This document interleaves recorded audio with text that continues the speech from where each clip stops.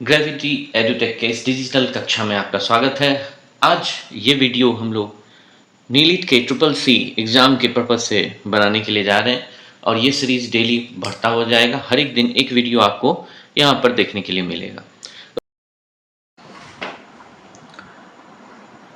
आज gravity edutech के इस डिजिटल कक्षा में हम लोग जो टॉपिक पढ़ने वाले हैं, ट्रिपल सी के अंतर्गत जो टॉपिक हम लोग डिस्कस करते थे, तो पहला हमारा लेक्चर था इंट्रोडक्शन टू कंप्यूटर। उसी के अंदर हमने बहुत सारे कुछ जाना था, हिस्ट्री तक हमने पढ़ा था। आज हम लोग आगे की बात करेंगे और बात करेंगे जनरेशन ऑफ कंप्यूटर का।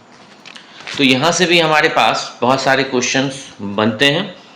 तो सबसे पहले बात करेंगे फर्स्ट, यानी प्रथम हमारा जो फर्स्ट जनरेशन था कंप्यूटर का, उसके बारे में बात करेंगे। फर्स्ट जनरेशन ये चला था 1942-56। कब से कब? 1942-56। और इसमें जो स्विचिंग डिवाइस यूज़ किया गया था, डिवाइस जो यूज हुआ था वो था वैक्यूम ट्यूब। क्या था? Vacuum tube. ये स्विचिंग डिवाइस दो तरह के, एक स्टोरेज होगा और एक स्विचिंग। तो ये हमारा जो डिवाइस है ये है स्विचिंग डिवाइस। गौर करना, ये है स्विचिंग डिवाइस। दूसरा स्टोरेज डिवाइस जो इसमें यूज किया गया वो था मैग्नेटिक ड्रम। मैग्नेटिक ड्रम, ठीक है। स्पीड इसकी थी मिली सेकेंड में।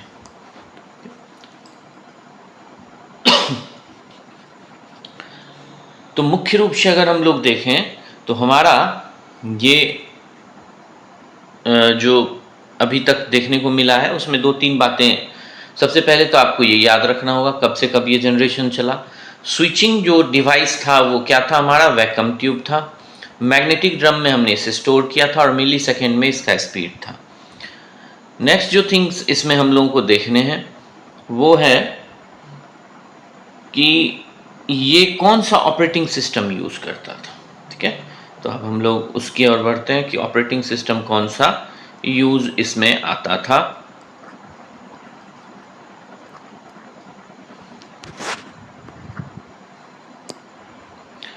ओएस जो था ये था batch operating system. Batch operating system.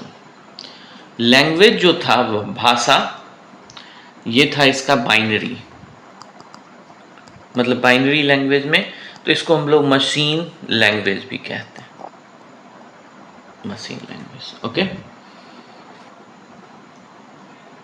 और इसके जो एग्जाम्पल थे इनिएक, यूनिवेक,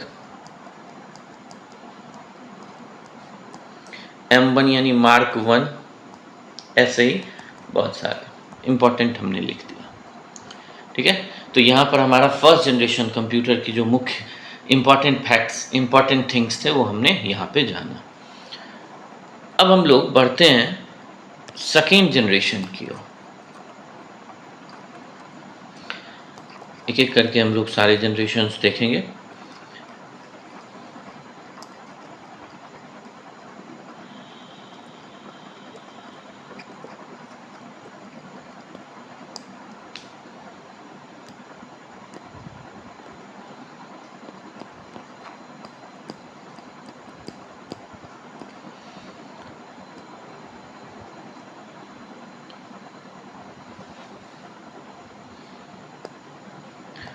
सेकेंड जनरेशन की बात करेंगे तो ये 1956 से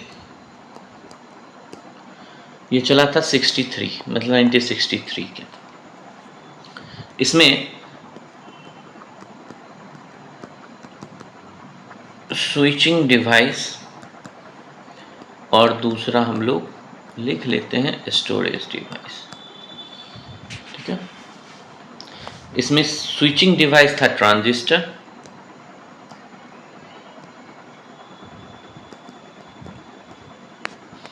और इसका टेक्नोलॉजी था स्टोरेज का मैग्नेटिक कोर टेक्नोलॉजी। ठीक है। नेक्स्ट इसका स्पीड, अगर स्पीड की बात करें तो स्पीड हमारा इसका माइक्रो सेकेंड के अंदर था।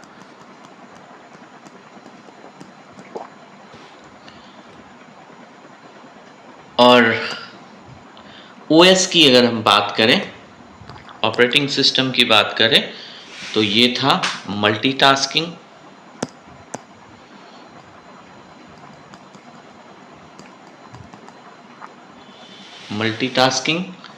और टाइम शेयरिंग। तो इसके ये 4 इंपॉर्टेंट थिंग्स। इसके बाद हम लोग लैंग्वेज और जो इसका जो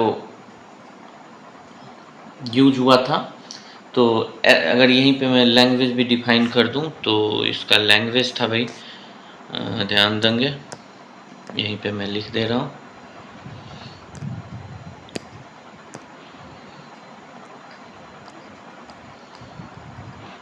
लैंग्वेज।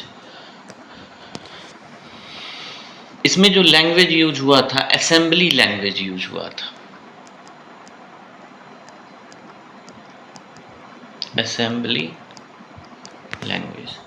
तो ये 5 इंपॉर्टेंट फैक्ट्स हम लोग सबके देखते हुए बढ़ेंगे। और इसको जो डिज़ाइन किया, यूसेज अगर डिज़ाइन था तो इंजीनियरिंग पर्पज से था, कि इंजीनियरिंग डिज़ाइन के लिए इसका यूज़ किया जा रहा था। ठीक है। तो सेकेंड जनरेशन का ईरा कब से कब था? 1956 टू 63। देखो एक दो आगे पीछे चलेगा, वहाँ पर जब पूछा जाता है क्वेश्चन तो एक दो आगे पीछे आते हैं, तो उसको तुम्हें वहाँ एडजस्ट खुद से करना पड़ेगा, कोई भी एग्जैक्ट इस तरह से नहीं बता सकते।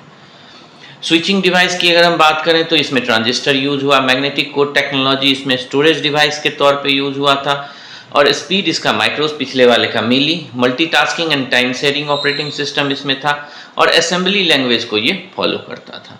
तो ये इंपॉर्टेंट 5 फैक्ट्स इसमें आ गए। अब हम लोग बात करेंगे थर्ड जनरेशन की।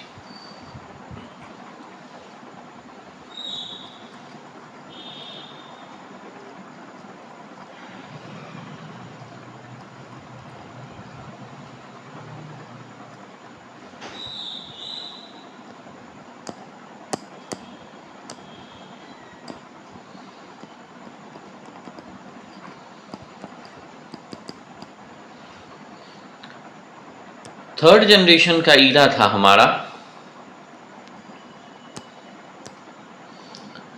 1963 तक, तो वो चला 1964 टू 71। ये हमारा थर्ड जनरेशन। इसमें स्विचिंग डिवाइस था IC, integrated chips. Storage device था इसका मैग्नेटिक कोर, मैग्नेटिक कोर। इसके बाद ये काम करता था नैनो सेकेंड में, और इसका जो था real time OS sharing, real time sharing, और ऑपरेटिंग सिस्टम इसका था फोर्ट्रॉन, कोबॉल, etc। अब इसका यूसेज मतलब कौन कौन से कंप्यूटर में हुआ था?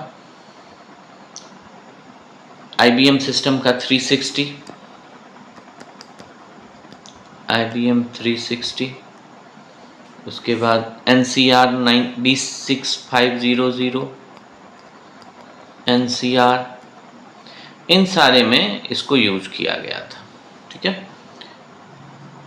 तो थर्ड जनरेशन कहाँ से कहाँ तक गिरा था? 1964 टू 71। इसमें स्विचिंग डिवाइस इंटीग्रेटेड चिप हुआ, मैग्नेटिक कोर इसका स्टोरेज डिवाइस हुआ, स्पीड नैनो सेकेंड में, और ऑपरेटिंग सिस्टम इसमें रियल टाइम शेयरिंग और फोर्ट्रॉन, कोबॉल, etc। ये इसके लैंग्वेजेस थे। नेक्स्ट हम लोग जो देखने वाले हैं वो है फोर्थ जनरेशन।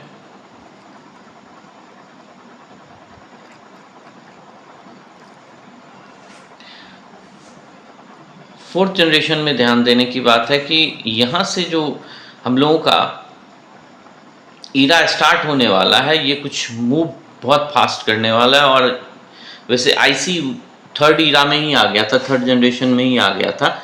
तो यहाँ पर जो यूज़ किया गया, अब लार्ज इंटीग्रेटेड सर्किल का चिप्स का यूज़ किया गया, जिसको हम लोग बाद में नाम दिए माइक्रो प्रोसेसर का। तो यहाँ पर हम लोगों का फोर्थ है, फोर्थ जनरेशन। ठीक है, ये कब से कब तक चला, इस पर गौर करते हैं। अभी तक चल रहा है फोर्थ जनरेशन। अब धीरे धीरे कम हो गया है, बट चल रहा है। पिको सेकेंड में बहुत जगह अभी भी चल रहा है। तो हम लोग यूं कह सकते हैं कि 1971 से 2015 तक लेकर के चलो, 14 तक लेकर के चलो, तो प्रेजेंट तक इसको मान के चल सकते हैं हम लोग।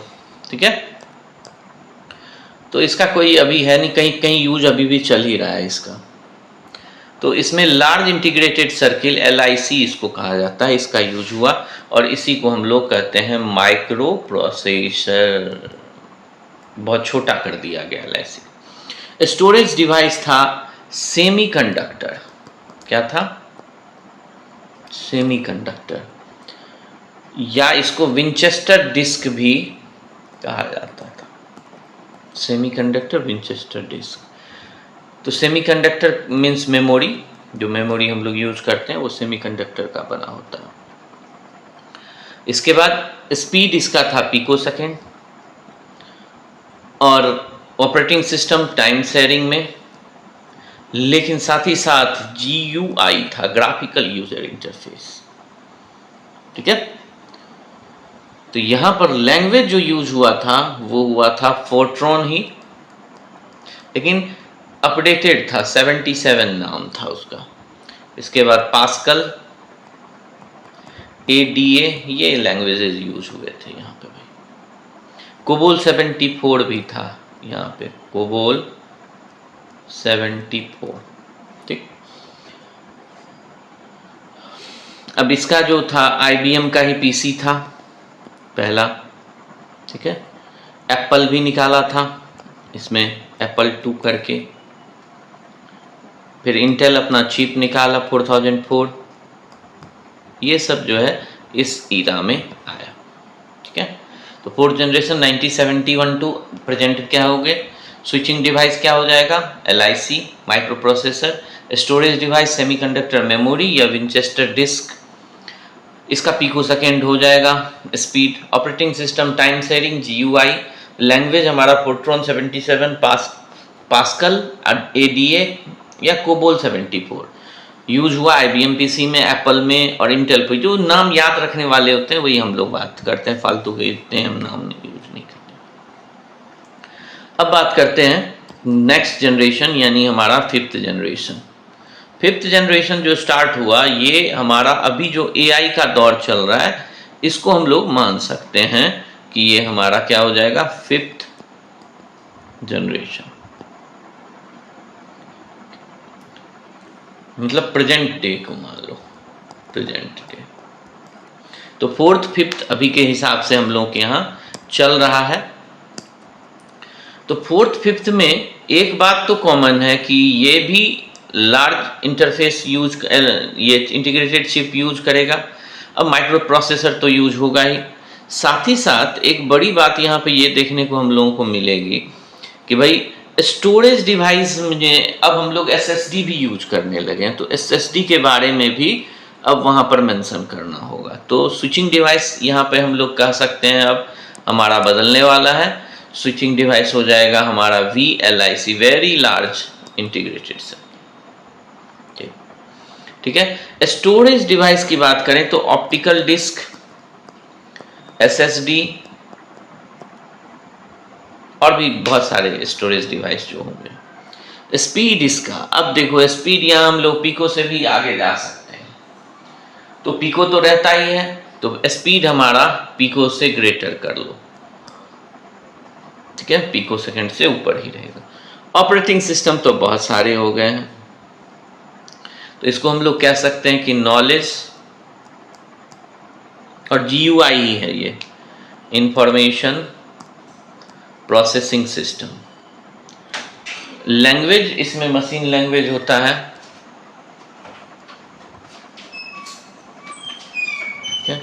अब